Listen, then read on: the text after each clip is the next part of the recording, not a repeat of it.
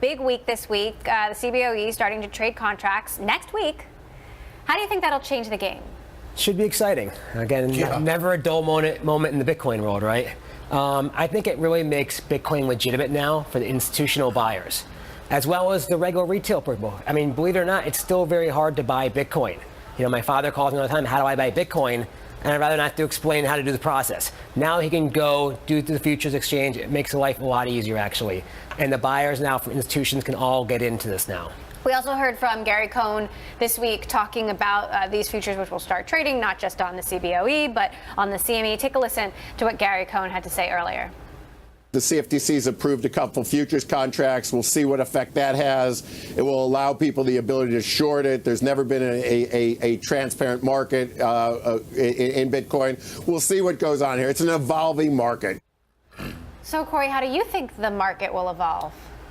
This is going to be really unusual. I don't know that we've ever had such a high level of interest in something with such a thin market.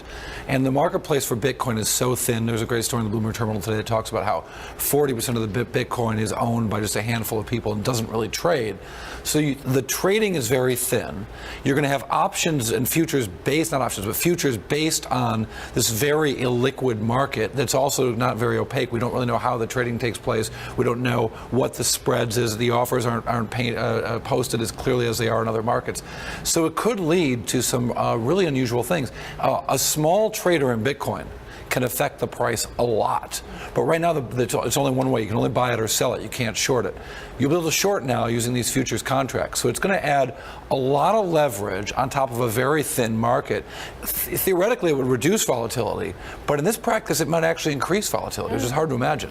The IRS, Sonny, is asking questions. Yep. How does the tax issue play out? That's still another issue that needs to be resolved. And, you know, people that have made capital gains on Bitcoin want to pay their taxes, actually. They're just looking for guidance. Don't. Well, you're still holding yours back. That's why. Nobody wants to pay taxes. They're willing to pay taxes. People want it, but it's hard to know the right rules. The accounting firms don't quite know what to do to advise these people. In the case of the Bitcoin futures, which is interesting, is the ability to short now, too. And it's not going to be, you know, it's going to roll out gradually. So a lot of the big participants in the banks are taking a wait-and-see approach for the next couple weeks or month or so. But eventually it opens the door for more of them to start getting more involved, which I think also opens the door for the ETF eventually. This really is the ground one, and now the ETF can really start coming into play pretty soon. And what will that mean?